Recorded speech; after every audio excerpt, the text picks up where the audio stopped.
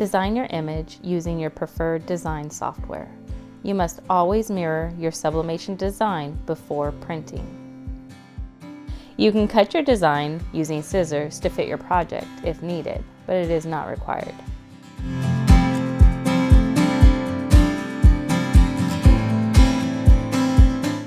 Always use a lint roller to remove excess lint if pressing onto fabrics.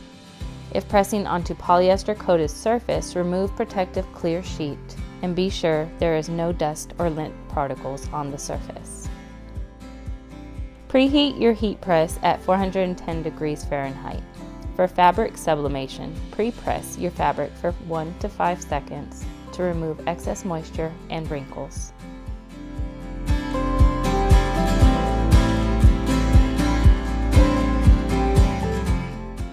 Find the area you want your image to go and place your sublimation transfer printed side down against your surface.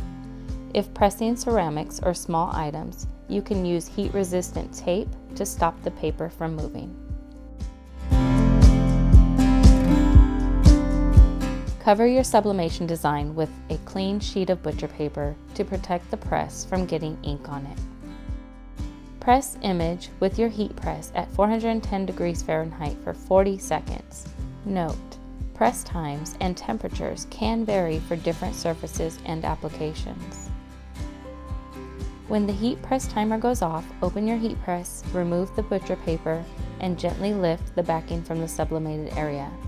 Keep in mind, this area will be extremely hot.